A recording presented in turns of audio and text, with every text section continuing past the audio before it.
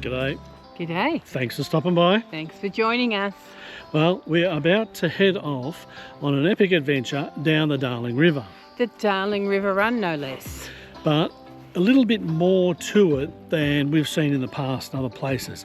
Interestingly, we've watched a lot of stuff on the Darling River Run, and it's fantastic, some of the stuff out there. But I've never seen them include the very start of the Darling River. Come and join us as we head down the Darling River from its very source in between Bourke and Brewarrina, all the way down to Wentworth. Yep. In our last video, we took you through to Bourke on the Kamilaroi Highway. Dusty roads, rich stories, and real outback perseverance. But now we're shifting gears. This time it's all about the river, the Darling River, and that journey begins right here. All right, so we've made it out to Bourke. And oh, gee, I tell you, it is so hot. Oh my goodness. Talk about working up a sweat setting the van up. But I've got the van set up. It's a really nice little park here, actually. Karen at reception was fantastic, super helpful. So this stop here has a purpose, two purposes. One, it is the end of this Kamilaroi Highway video and the last stop here, so we'll be checking that out for that video. So for those of you who have been travelling along with us on the Kamilaroi Highway, we're here at our final destination. For those of you who are just tuning in for the start of our Darling River Run, welcome, and we're excited to share with you the start of the Darling River up here in Bourke. The river actually starts where the Barwon and the Kamilaroi rivers meet, and commences the Darling River. No, you're right. So anyway, I'm going to get out the heating in the car to get the air conditioner on. Oh, it's so hot here. Yeah, definitely. There you go, Paul. Our first glimpse of the Darling River. Cool. I know. We made it. So this is where the Kamilaroi River and the Barwon River meet, and from here on it is now the Darling River. There is a campground further up the river in the Kamilaroi National Park. I've got to say, it is really a desolate looking landscape. It's hard to imagine the people actually live out here. We were feeling pretty pleased with ourselves about reaching the source of the mighty Darling River. And what better way to celebrate than here at the legendary Northey Hotel in North Bourke. This place has been welcoming travellers since 1890. A classic outback watering hole with character in every corner. Take a look at this, decades of stories, a tribute to the Northey's rich past. And the menu? Pure outback gold. From the river's source to its soul. Barbecue palmy. What you got? Gluten-free calamari with mashed potatoes and vegetables. A salad with roast pumpkin in it. One of the highlights of coming to Port of Bourke is to go on a paddle steamer cruise on the Jandra. However, unfortunately, it's not operating at the moment. So, well, it says temporarily closed. Yeah, I'm not allowed to put the drone up here, so I can't get the drone over the top of it. But you can see it through here. So it seems the PS Jandra is undergoing some significant repairs. I imagine it'll be restored and put back on the water eventually. Well, Paul, Oh, we don't seem to be having a lot of luck finding a paddle steamer to go on in the whole Murray trip. The only opportunity we had was Echuca. Yep. Oh, we missed it. Darn. Oh well, at least we got to see the Jandra, even if it was in dry dock. Yeah. Well, we found one of the things, the way we travel, like we tend not to travel in peak season to places. Either try and get it just before the season or at the end of the season. Yeah. Which is good because you often get space, you also get cheaper prices for things. But the cost of that is that often some of the attractions aren't open or they're not happening. I noticed a sign at the port this morning. So what it said was that there was a number of those activities that was only going during the visitor season. So I don't know what the visitor season is here up here in Bourke. But this is not it. No, it's not it. Oh, no. And that's fine, because you know what? There's plenty to see and do without doing all of these other things. Yep. Well, we've come out to the back of Bourke Centre. Apparently, there's a couple of hours of activity to do here. So it'll be interesting to see what there actually is to do out here. We've got a lot of questions. We want to ask some stuff about the Darling River Run. So the information centre in the back of Bourke Centre is going to be very handy for this next road trip, as well as for our time here. They also have a great little cafe inside, and I couldn't resist a chicken club sandwich. But for $20 each, we were able to participate in a self-guided tour of the centre. So the first part of this tour is a 20-minute film about Bourke. The film highlights the evolution of life on the river and the impact it had on the region. So that was part one of our Back of Bourke Centre experience. So we didn't have enough time today to do the whole thing, so they suggested we can come and look at the 20-minute film and then come back tomorrow morning and do the rest of it. Open at 9 o'clock, so we'll do that before we head off in the morning. We're back at the Back of Bourke Centre. So it's a bit of a tongue twister. Alright, so we'll pick up where we left off yesterday. Ready for part 2 of this visit. Oh, this is lovely. Look at this. The centre gives you a comprehensive look at life out here in one of the harshest environments that Australia has to offer. Apparently they thought there was an inland sea in Australia. Like, it was so big, they just said, has to be an inland sea.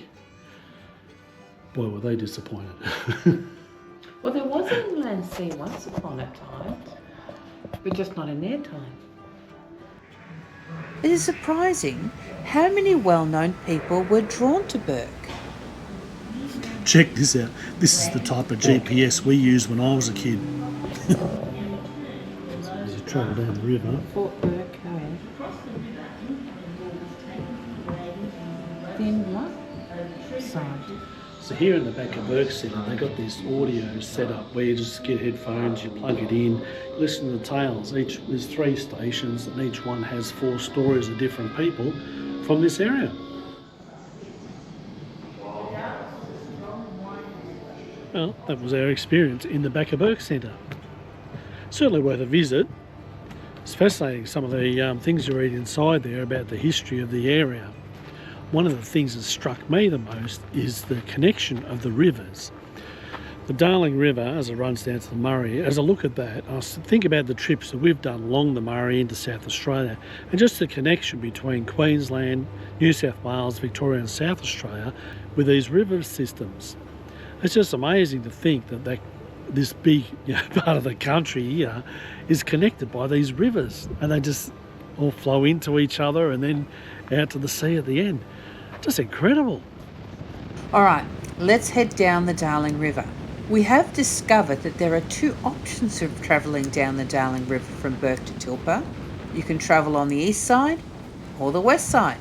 They are both mostly dirt roads with patches of bitumen.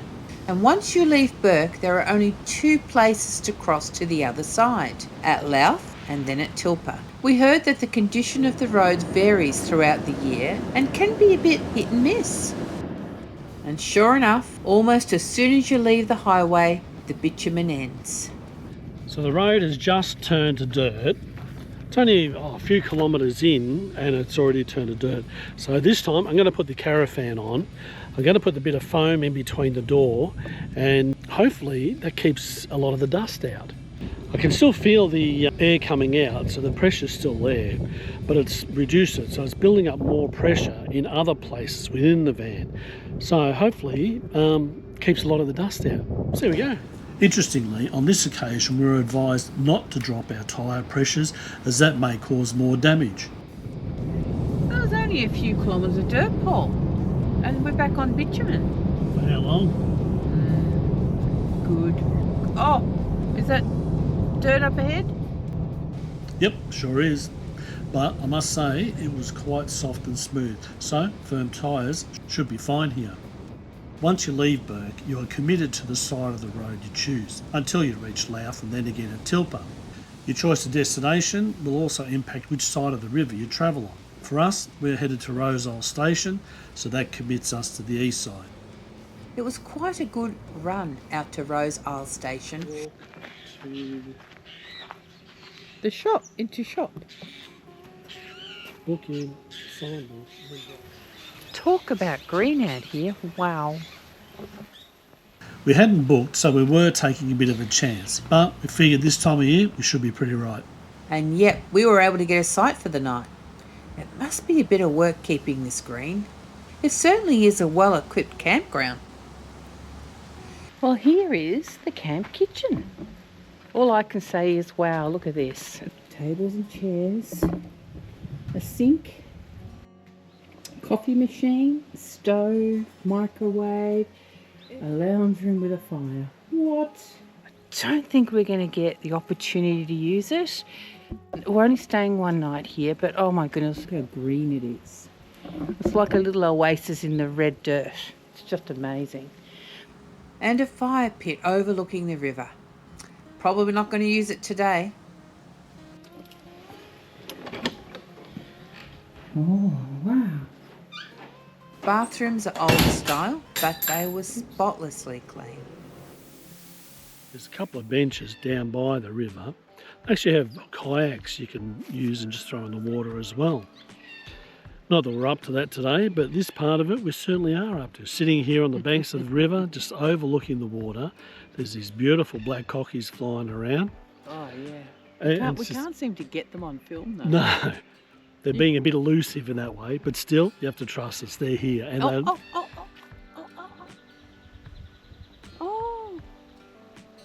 There you go. Right on cue. Anyway, it is a beautiful spot. There's a bit of a breeze here. It's about 30 degrees at the moment. It's been quite warm today. It's quite remote out here, but it really is a beautiful spot. The grassy sites from the air, it looks fantastic because you look down, you can just see this little oasis in the middle of all of the harshness out here. It was a nice welcome relief to step on this grass, which is so soft and fluffy. Soft and fluffy. It was very nice. Yeah. Got a great meal cooking tonight, some Malaysian chicken curry. Cooking it up in the Weber. So looking forward to that once the sun goes down a bit and we can be bothered eating. It's just too hot at the minute. Well, we had a very peaceful night here last night. Very quiet.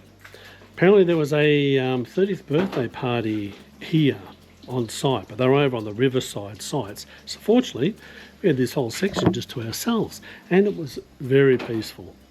Wake up this morning, beautiful breeze blowing. It's a very nice spot here.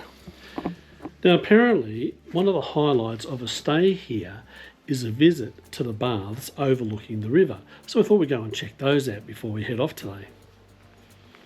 I wasn't as keen as Paul to hop in the baths, but I was quite happy to film him enjoying the soak. I can imagine that the sunsets here would be just spectacular because the sun would go down over the back there, shining on the baths. It would be incredible. And more goats running around. They've also got a bunch of cabins here too. Oh, and a laundry by the looks of it. So the laundry is $3 a load. I reckon for $40 a night, a stay here at Rose Isle on the Darling River is a must. It was such a great experience to be here. A beautiful spot, a real oasis before we head off to the rest of the trip. Leaving Rose Isle Station behind, we hit the dirt for the short 30-kilometre run to Louth, and the track was in surprisingly good nick. Smooth sailing all the way. Out here, the remoteness really sinks in. There's a real raw, rugged beauty that grabs you. Rolling into Louth, we couldn't resist a quick stop at the town sign for a classic shot. Then found a nice easy park opposite the pub. Plenty of room here for our rig and a couple more if needed. Pulled into Louth. Coming in to get some lunch, but we think we're a little bit early. It's only about 11:30. I wonder if we should go and have a look at the cemetery, Paul. There's a few things in Louth to have a look at. Yeah. So I thought we'd have a couple of hours here and see what happens. Definitely.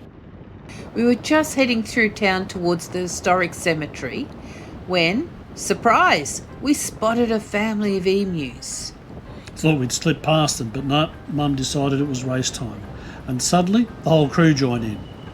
Bit of a feathery stampede, Outback Olympics, Emu edition. But things quieted down as we pulled up at the old cemetery. We were keen to check out the monument to Mary Matthews. It's a 7-metre Celtic cross constructed by the founder of Louth, Thomas Matthews. The monument is a perpetual memorial to his wife, Mary Matthews, who died in 1866 at the age of 42.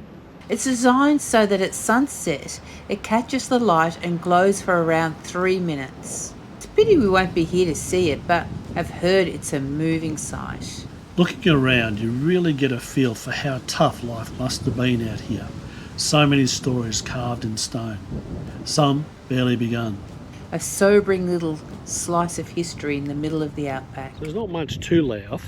There's a pub, cemetery is worth visiting, and it's about it, and the Darling River.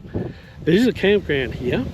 They're right next to the pub that you can stay at. Not sure what the fees are, if there is any fees, but it's just a grass area there. It's a nice looking grass area. There's also cabins here you can hire, fully self-contained cabins with air conditioning, so that'd be nice. Now this is the point where you can cross the river and do the other side, so you can go from the east side. So we're coming down the west side today of the river, and you can continue on the west side or on the east side. Well, looks like the pub's open, Paul. Time to grab some lunch. Shindy's Inn is your classic outback pub. Plenty of charm, character, and a few good yarns hanging in the air. Cheers. Happy anniversary. Happy anniversary. How's this for an anniversary lunch? Who says the Outback doesn't do gourmet? Well, that was a pleasant experience at the Shindy's Inn. Yeah, it was. Catherine was lovely. She's a Republican. How lovely was she? Oh, was she nice. Very limited menu, but I tell you what, the company was good. Well, she does it all herself, so... Yeah. Met some guys from the Tilpa pub. Yeah. So we're going to go and catch up with them, hopefully, when we get down there. Yeah, definitely. Always good to stop at a pub, in one of these tiny little places.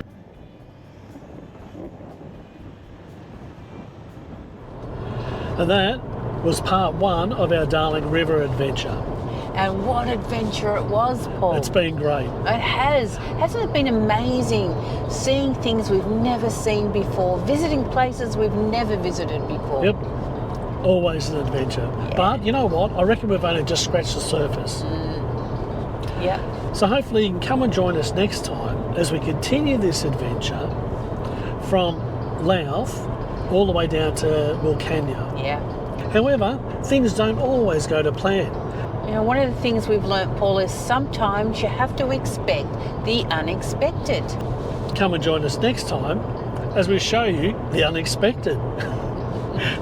Thanks for stopping by. Bye for now. Bye.